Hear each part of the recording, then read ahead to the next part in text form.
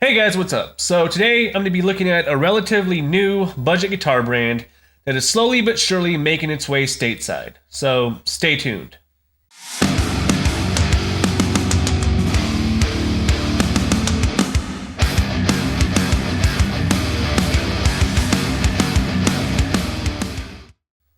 Okay guys, so this is a Spira S-450 TGR. The Spira brand is basically an offshoot of the already established Jet budget brand, which are based in Slovenia. Now, from what I saw at the footage in NAMM, I think these are being distributed through Europe, especially into markets like the UK. And stateside, there's not really much of a presence. You can get the Jet stuff pretty regularly through eBay and I think Reverb. But I think Spira just recently opened up their own Reverb store, so now you can actually get these stateside. This particular guitar here is actually part of an upcoming pickup demo that I'm doing. And if you've been paying attention over on the Corrigan Instagram page, you'll know that there's something big coming up, so stay tuned for that. But until I do that mod project, I get to use this guitar and demo it, play it, review it, do whatever I need to do with it, and then I can, give my verdict on whether or not, as a whole, these guitars might be something worth looking at for you guys in the future. Now I'll go ahead and link to their Reverb store just because, and I'll go ahead and link to their website down below just so you can check out, kind of what's going on with this Spira brand. But what this really is, and I already mentioned that it's like an offshoot or like a sister brand of the Jet guitars. This is geared to be more towards like the harder edge metal crowd, whereas the Jet brand seems to be more classic, kind of rock looking guitars. One of the things that I really like about this particular guitar, and actually all their guitars, is actually one of the better looking headstock designs for a brand that's not really a, primary legacy brand. Like, I think this headstock actually looks pretty cool. The other thing is the colors and what they do in terms of, the aesthetics, they all look really good. As you can see, it's a roasted maple neck. There is like this flame maple veneer on top of what is, I think, a spalted maple body. You have just standard nickel steel frets. I think they're medium size, maybe medium jumbo. They don't feel super tall, or super wide, I should say. 14-inch radius neck, 25.5-inch scale. Pretty simple controls. Three-way toggle here. No push-pulls or anything like that. We just have volume, tone. Two proprietary pickups that they call the villain humbuckers. And we'll get into what I think about those in a minute. A die-cast locking tuner with kind of like a matte finish on them. Small, kind of smaller buttons on the tuning machines. I think they call it like a synthetic bone nut. So basically like a plastic or some sort of...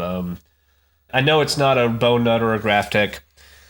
So really what I want to go through is what I like about this guitar, what I think is critically flawed about this guitar, and there is a critical flaw on this guitar, and what's just kind of okay. So first up, let's start with the absolutely fabulous parts of this guitar. The neck, the fretwork, everything about the feel on the neck and the fretwork is pretty impeccable. I went through with the fret rocker, I went through with, all means of measuring and checking, and, frets are level, frets are very well dressed. They're not these like pre-manufactured ball end things that are, low grade stainless steel that are just kind of pressed in there. It looks like someone actually, did the fretwork on this. They're really well done. Everything about the finish on the guitar, everything about the paint, the finish, just all the little kind of things that kind of pop up on some major brands that kind of make you go, huh. There's none of that here. This is actually really well done. And in fact, the gloss finish on this for a guitar in this range of price, which is like sub $500 if you buy one, it's insane that how shiny this came out of the box. I mean, it just has a great finish.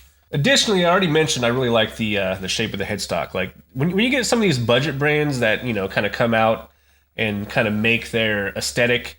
The headstocks always looked kind of, I don't know, bargain basement. Like, you know, I'm a really big fan of the Firefly stuff, but I gotta admit, their headstocks are just kind of okay looking.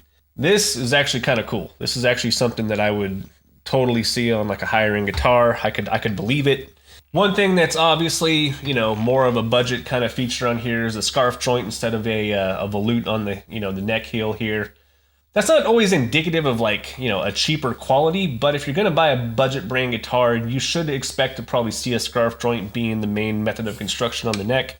One of the things on this guitar that are just okay are the locking tuning machines. They look cool. They don't feel too bad. They definitely lock. They're a little stiff. And one of the things that you can do on cheaper tuning machines to make them feel better or try to, you know, see if you can get them to work a little bit better, you can loosen or tighten the button here to see if, because sometimes if you have like a little bit too much play, the button might be loose and that's why you're getting that. Sometimes they might be too tightened down and that's why you're getting that resistance.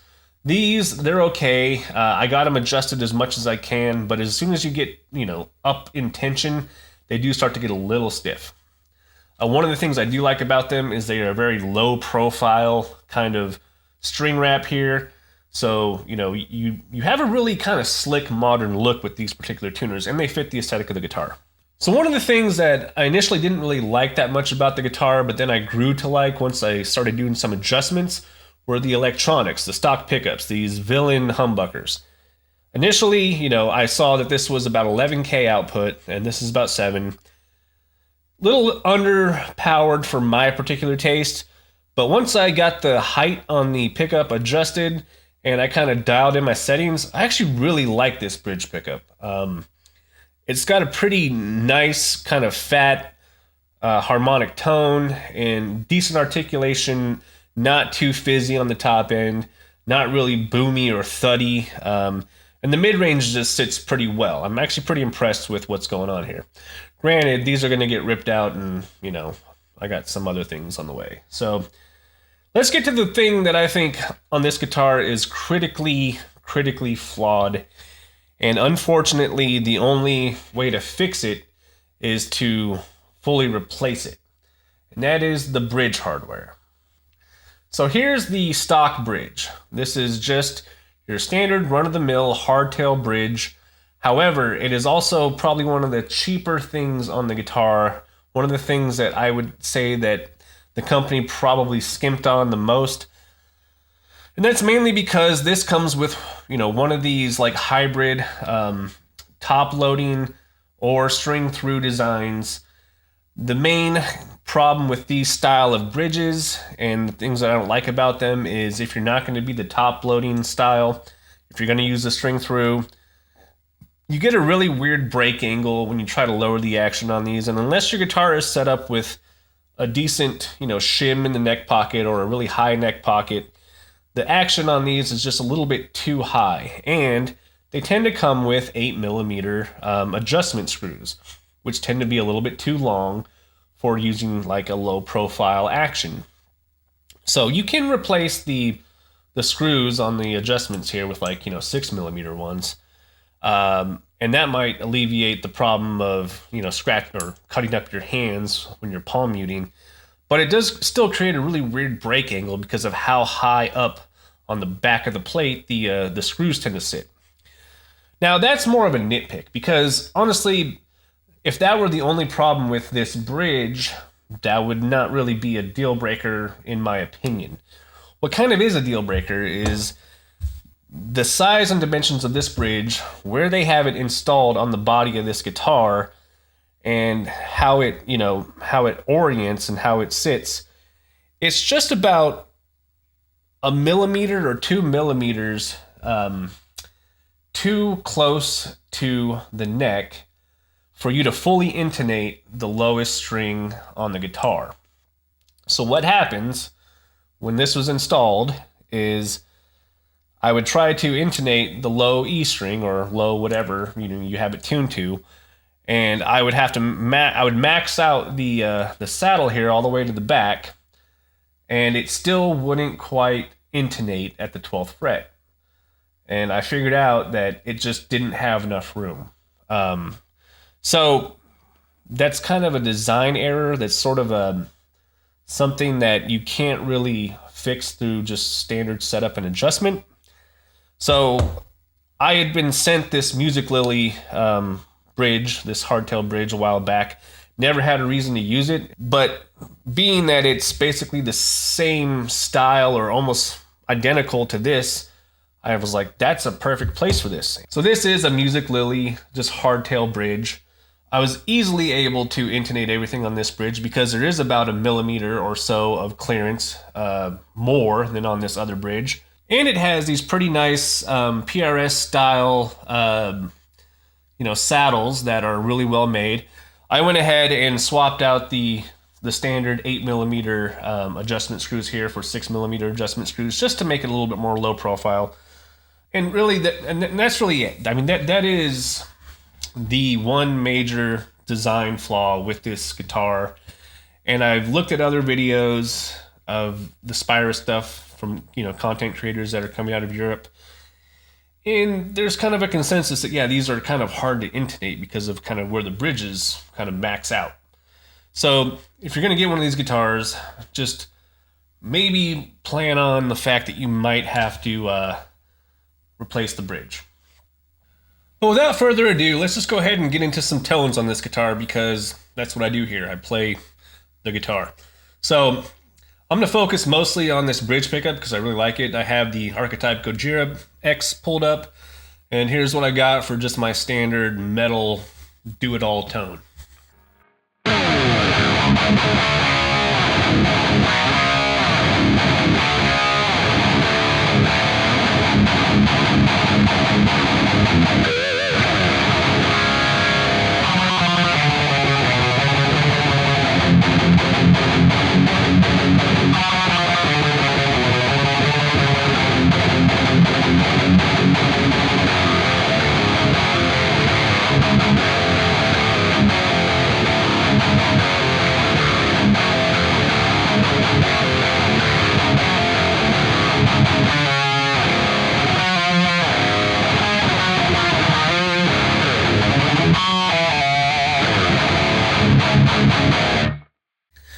Yeah, so I mean, to be honest, I really like the sound of this bridge pickup. It does really well, especially with plugins. Being a passive pickup, it just kind of hits all the notes that I'm looking for like just a really straightforward tone. If I go over to something a little cleaner, with some texture to it, I can go to the neck pickup.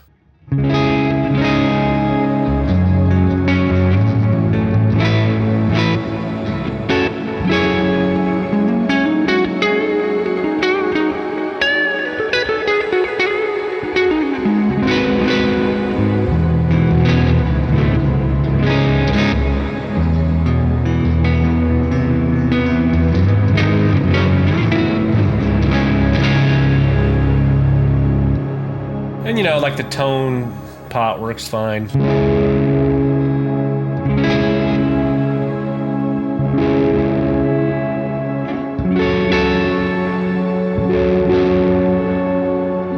I didn't check to see what the cap value was on the electronics inside.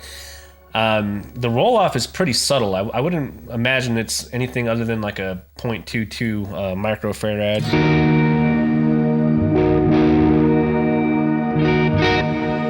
Yeah, it doesn't get super dark. I mean, dark enough, but there's still enough mid-range coming through on the bridge pickup.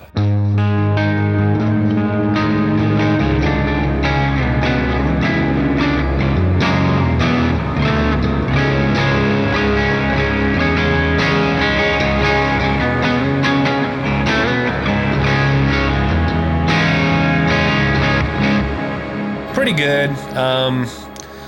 Maybe there's something with a little bit more of a rock tone.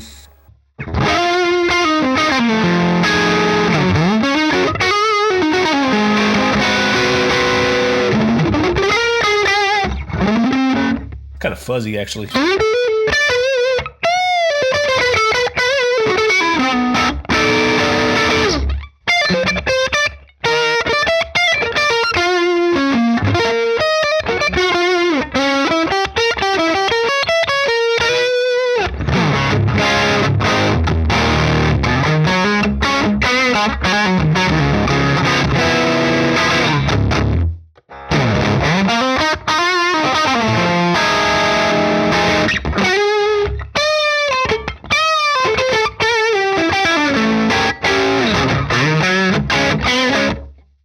actually that parallel middle position is really the best for that tone.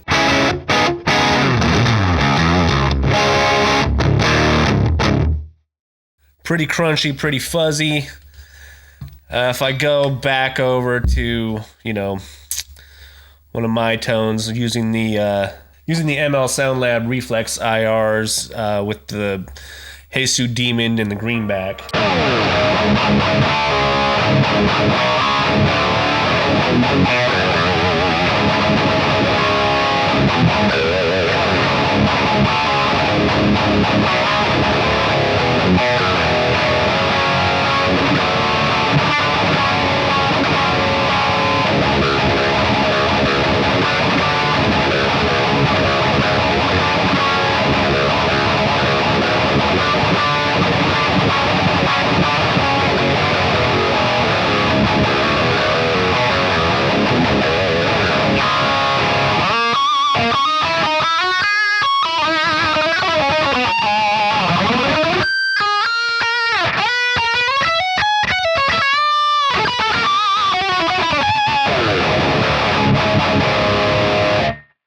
Oh, this one has the Mick Thompson and the V30.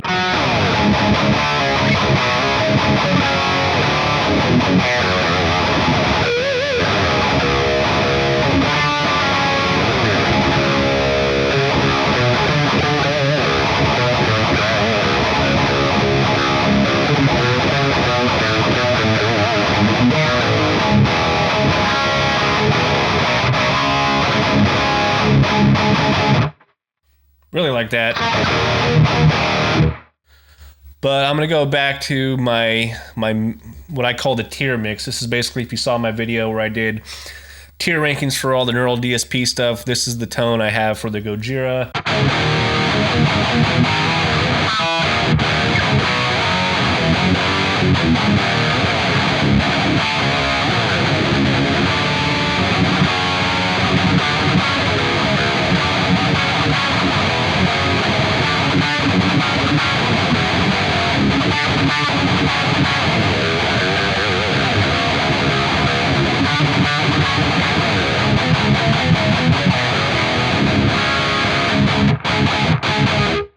Yeah, I mean, for under $500, if you were to go to the Reverb store, and I'll link it down there too, and get one of these, I think you'd be well served to have a guitar that just looks cool, has a cool aesthetic, has pretty good pickups, and all you have to do is swap out that bridge with the, you know, something that is more fitting for a guitar like this, where you need to intonate it properly. Again, in my opinion, this is a critical flaw. This is one of those things that you, as a consumer, like, you know, looking for, like, you know, your first guitar or like a beginner, this would sway me from telling you to get a guitar like this. But if you're a seasoned professional and you're looking for something that's affordable and kind of cool and different, you know, different to a degree, you know, this isn't bad. This is gonna get you something that's actually very well set up in terms of the neck, in terms of a lot of the features and a lot of the aesthetic things that you would typically, you know, want out of a kind of a budget metal guitar. Most of us like to modify guitars anyway, so swapping out a bridge isn't really that big of a deal. Again, yeah, just check them out, and you'll see this guitar in an upcoming video for a specific purpose. So, later.